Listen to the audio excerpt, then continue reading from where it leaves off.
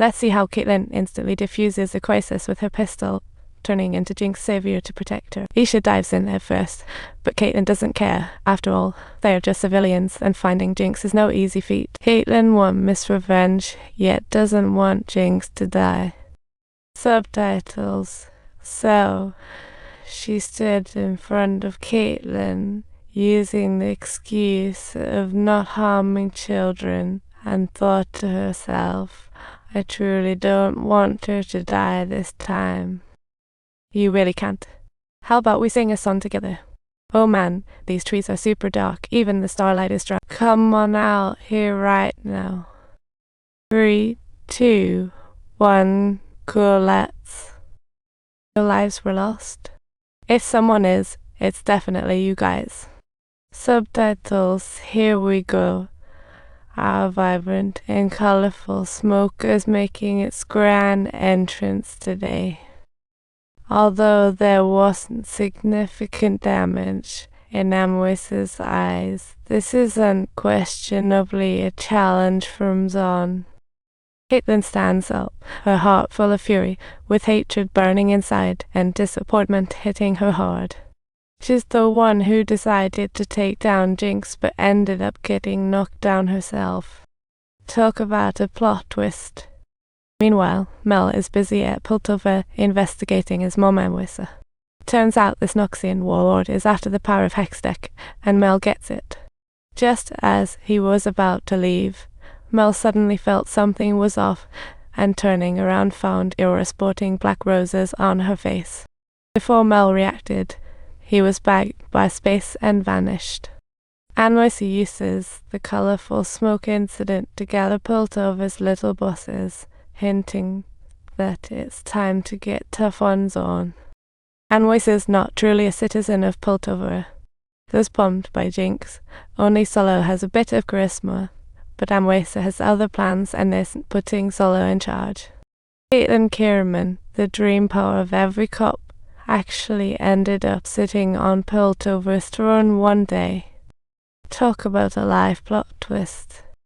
But Katelyn in real life has no clue how sly Amwisa is. After all, he was the one who let Zonites into the memorial service, only to go elbows deep into the cover-up himself, talk about her conspiracy. Now's the time, letting Katelyn, who has a beef with Zon, rise to power is definitely killing 2 birds with 1 stone.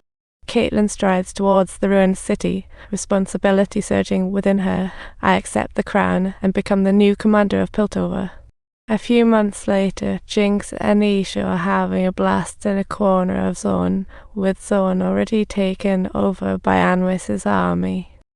Leader of the Wildfire Gang, Echo, is Maya, and Jinx couldn't care less, surrounded by a pile of limp noodles lacking any ability to resist Piltover's suppression. Jinx's duel with Y made her realize Isha's importance. She's ready to sacrifice Zon just to keep Isha safe. Yet, even though Isha doesn't speak, she knows Jinx is the true leader of Zon. Meanwhile, in Piltover's lab, a scientist experimenting with a Hextech gem gets a surprise boom. The equipment explodes. Amwisa, in a bad mood, yells at the scientists after a fruitless search for new ones. He thought controlling Piltover would guarantee results, but turns out he can't even produce a thought. Mel is still stuck in the illusions, and Amwisa knows he can't save his daughter without some leverage. Rekthos found a Jinx follower while patrolling Zon, and before catching Jinx, anyone encountering them was immediately nabbed. This time, it's them who got caught in the snare. Amwisa finds Katelyn and tells her Jinx has resurfaced, that the Undercity might riot again, hoping to fire Katelyn up for battle. But Katelyn isn't just a puppet anymore. She knows that the instigator isn't really Jinx. She just wants her identity back. Katelyn realizes Amwisa is trying to sideline her, although she can't push back now. She clearly states she doesn't like doing bad things in the name of peace. Sol got played at Amwisa's front door, now relying on a bare-leather paintbrush to ease his pain. If only the therapist could give him hope, telling him at the hunt dogs they could see a bright future. That person is the tech genius Victor.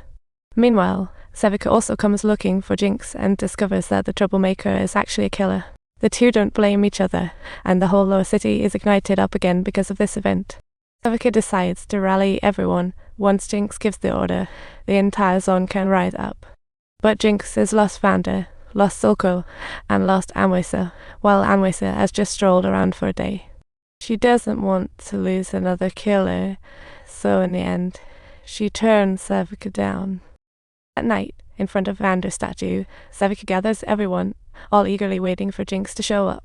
Little did they know they only got a Jinx impersonator. Just as everyone raised their fists, a spear pierced Sevika's mechanical armor throws storms in. The impersonator jumps down to fight, but her skills are useless. Meanwhile, the alchemist hiding in the crowd remains unusually calm. He doesn't fight back, just quietly cuts his palm. A trickle of blood catches the attention of a werewolf lurking underground. The fleeing Sevika immediately seeks out Jinx, and once the impersonator gets caught, Jinx can't sit still anymore.